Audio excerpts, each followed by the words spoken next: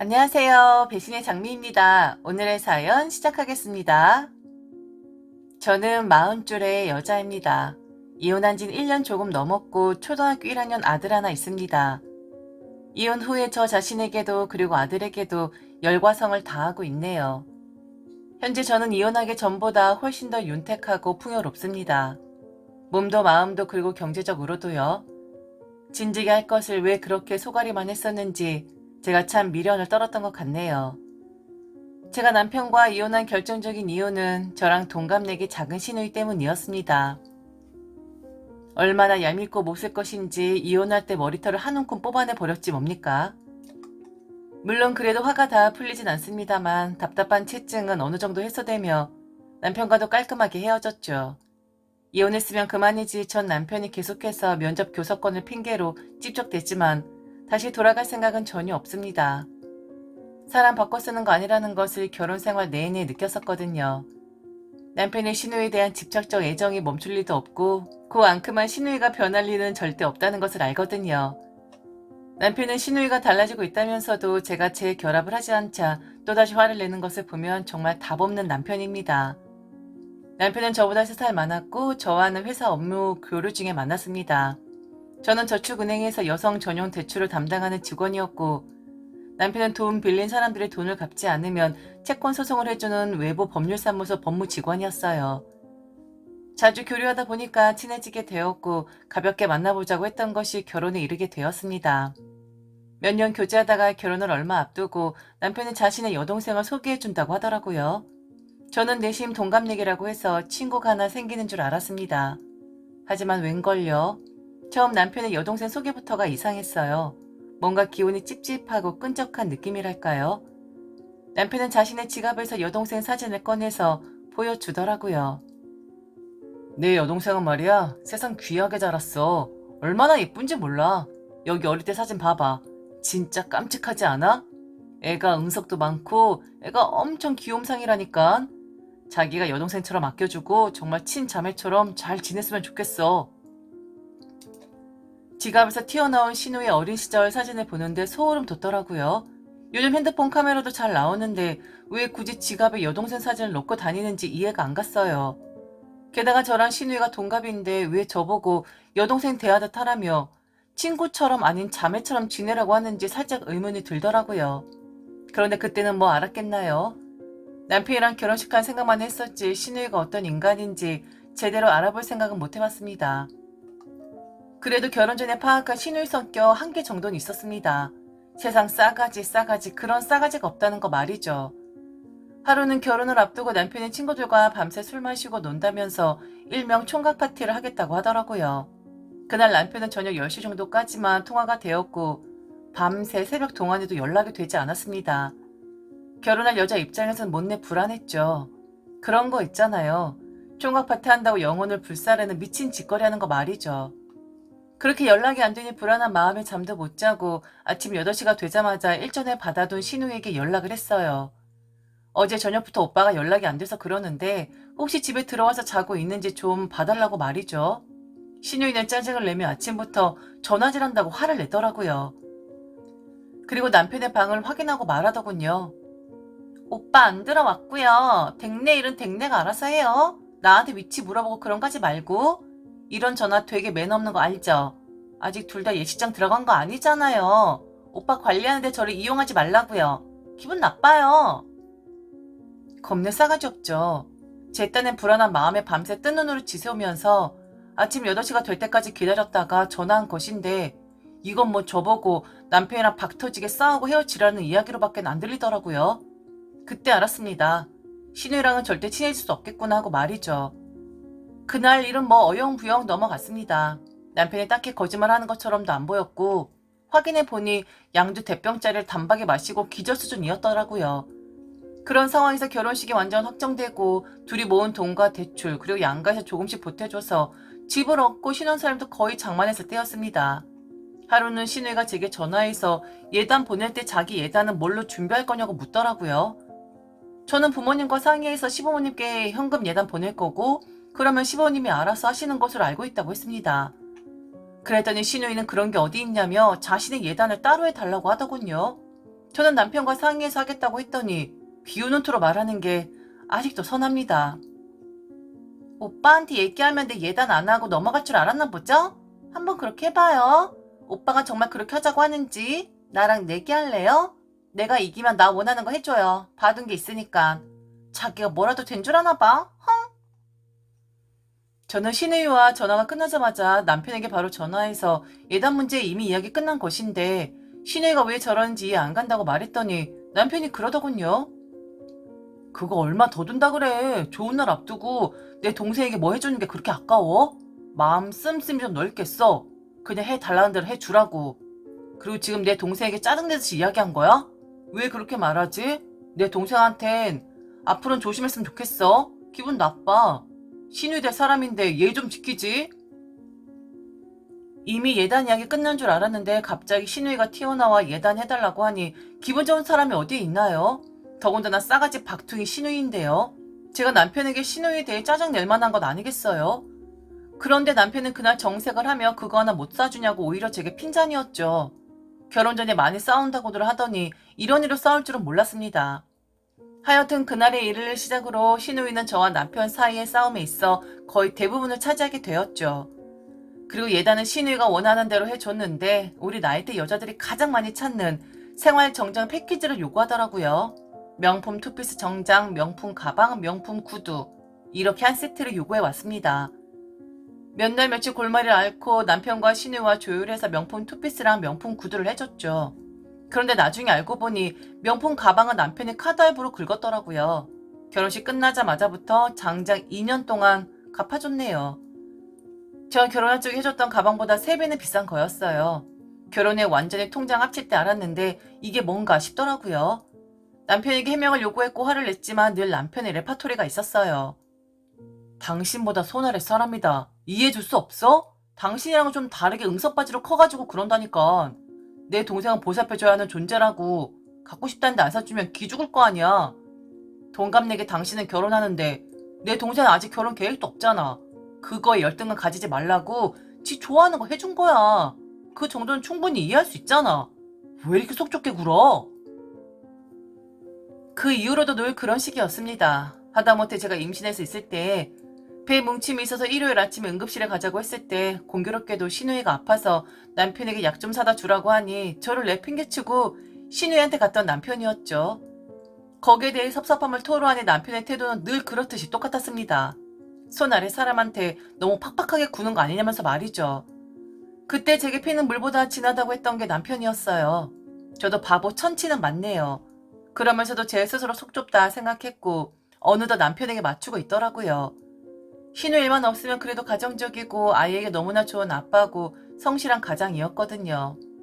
그런데 꼭 신우이만 중간에 꼈다 하면 사달이 생기고 말았죠. 신우이가 비혼 선언을 할 때였습니다. 그때 제가 결혼한 지 4년 차쯤인가 였을 거예요. 신우이와 결혼까지 오고 갔던 남자친구와 헤어지고 나서 가족들 모두 침통한 분위기에 있는데 신우이는 앞으로 절대 결혼하지 않겠다고 비혼 선언을 했습니다. 그런데 아무 말 없이 묵묵히 듣고 있던 제게 말하더라고요.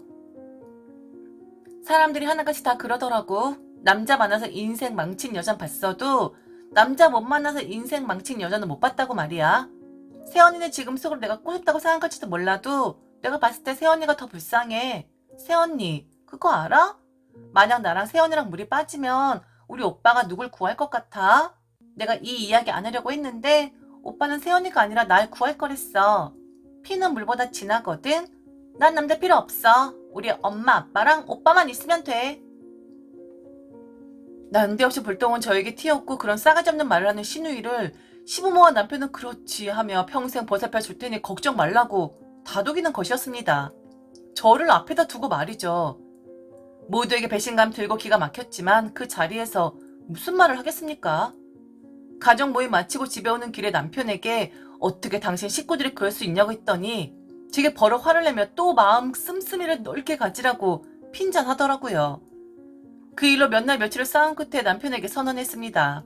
우리 집에서만큼은 더 이상 신우이 이야기 안 나왔으면 좋겠다고 말이죠. 신우이가 뭘 했다 뭘 한다 하는 시시콜콜한 이야기하길 좋아하는 남편에게 더 이상 제게 그런 말조차 하지 말라고 했어요. 그랬다가는 진짜 이판사판 아사리판 될지 모른다고 엄포도 놓았죠. 자기도 캥기는 게 있고 저의 반항이 너무 거셌는지 한동안 이야기 안 하더라고요. 그래도 어쩔 수 없이 들려오는 소식이 신우이 소식이었습니다. 신우이는 비혼 선언 후 울적한 마음 달랜다면서 몇 년 다니지도 않았던 직장을 관두고 해외여행을 갔습니다. 자그마치 1년간의 유럽 여행이었어요. 일주일도 아니고 한 달도 아니고 1년 말이죠. 남편은 그런 신우이 여행 가는데 보태 쓰라고 돈이라도 주자고 하더라고요. 저는 기가 막혔죠. 뭐? 1,000만 원? 당신 정말 미쳤어? 우리 내년에 전세금 올려줘야 하는 돈에서 당신 동생 여행 가는데 먹고 쓰라고 돈을 주라고? 당신도 좀 앵간히 해라. 그 돈 줄 생각 꿈에 꾸지 마. 난 솔직히 돈 다 털어서 여행 갔다가 와서 우리한테 찡짝 붙지 않을까 그게 걱정이야. 남편은 또 다시 저보고 속이 좁다느니 철없는 여동생과 똑같이 군다느니 했지만 절대 돈을 털릴 수 없었어요. 남편은 더 이상 마이너스 통장을 빼서 쓸 돈이 없었기에 몇 날 며칠을 저와 싸우며 돈을 가져다 주려고 했지만 저는 필사적으로 지켰죠. 그런 저를 보고 피도 눈물도 없는 악녀라고까지 하더라고요. 여하튼 신우이와 저는 섞여질래야 섞일 수 없는 사이였습니다. 신우이는 여행 다니는 중간중간에 시부모며 남편에게 안부 전화하는 듯 하더라고요. 저에게는 그 흔한 엽서 한 장도 없었죠. 오히려 안 보고 사니 속은 편했습니다. 저는 속으로 차라리 여행 다니면서 좋은 인연 만나서 영원히 그곳에서 눌러 살았으면 좋겠다고 생각할 정도였어요. 그런 천운이 닿아서 아주 오랜 동안 제 눈앞에서 나타나지 않았으면 좋겠다는 기도까지 할 정도였습니다. 그래도 그때까진 괜찮았습니다. 그런데 신우이가 여행에 돌아오고 나서 더는 참을 수가 없겠더라고요. 애초에 기약했던 1년은 조금 넘겨 신우이가 귀국을 했습니다. 가져간 돈의 대부분을 다 쓰고 왔다고 하더라고요. 신우이가 돌아오자마자 시댁에 모여 성대한 귀국 파티를 했네요. 오랫동안 외국에 있었으니 얼마나 한국 음식이 그리웠겠냐면서 한정식 한 상을 차리라고 성화를 하시는 통에 쇠가 빠지게 일하는 건 저였습니다. 이런저런 이야기 오가다가 저의 가장 초미의 관심사인 신우이 거처 문제에 관한 이야기가 나왔어요. 저는 시댁을 오기 전 남편에게 행여나 우리 집으로 데리고 올 생각은 하지 말라고 신신당부했던 터였습니다. 시부모는 자신들이랑 같이 살자고 하였으나 신우이는 뻔뻔하게 저희 집으로 들어오고 싶다고 하더라고요.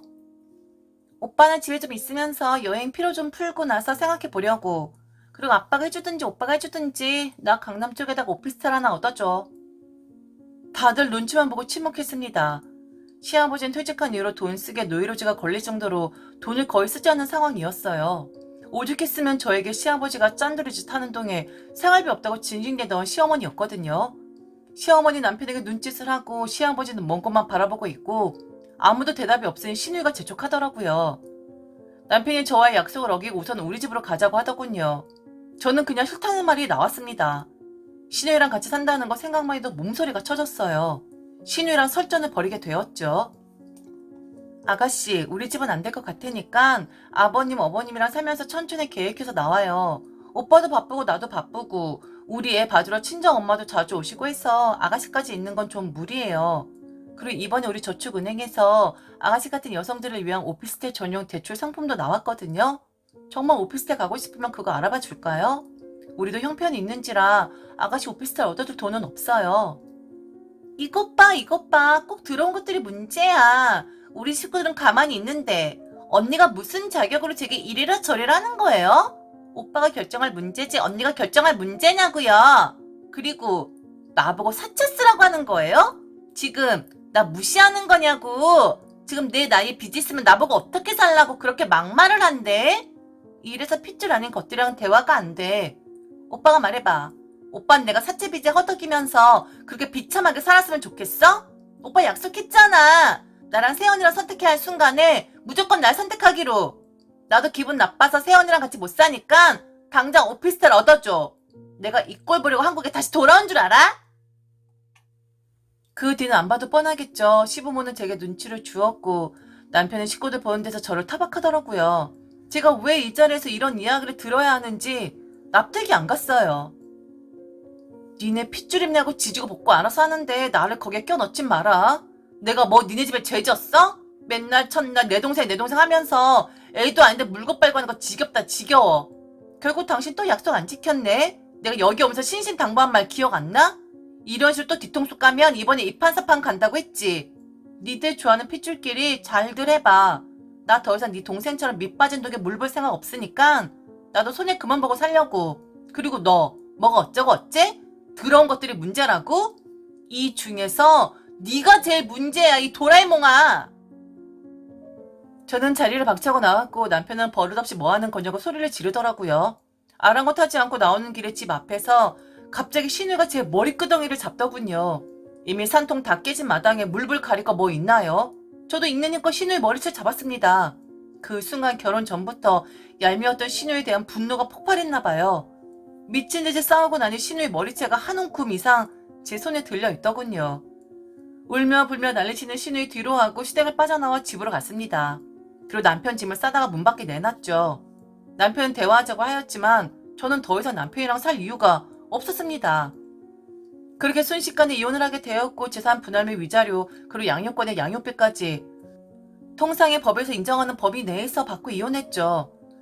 시부모나 남편이나 뭐 이까짓 것으로 이혼하냐고 하였지만 오만방자한 신우이 때문에 왜 제가 마음고생하면서 살아야 하는지 모르겠더라고요. 선의 사람으로서 아량을 구하려면 아랫사람으로 예의는 지켜야 하는 거 아닌가요? 어차피 그놈의 집안 핏줄 운운하면서 똘똘 뭉쳐서 저들끼리만 좋아를 하고 사는 사람들이라 제가 넘어간다고 해도 그 태도는 절대 변하지 않을 겁니다. 그래서 이혼을 선택했던 거고 거기에 후회는 추호도 없어요. 이혼 후 얼마 뒤에 신우에 대한 분이 풀리지 않았던 저는 회사 번호로 저축은행 대출 상담 문자처럼 해서 보냈어요. 고객님, 땡땡 저축은행입니다. 대출 신청하셨던데 검토해보니 백수시고요. 나이도 많으시고요. 담보도 없으시고요. 미래도 없으시네요. 우리 은행에서는 대출이 불가하네요. 이용해주셔서 감사합니다. 그렇게 문자 보내고 나서 혼자 키득키득 웃어 제꼈습니다. 옆 직원이 뭐가 그리 좋냐면서 같이 웃자 하더라고요. 그 뒤로도 몇 번 생각날 때마다 다른 대부 업체 인양해서 문자 보냈습니다.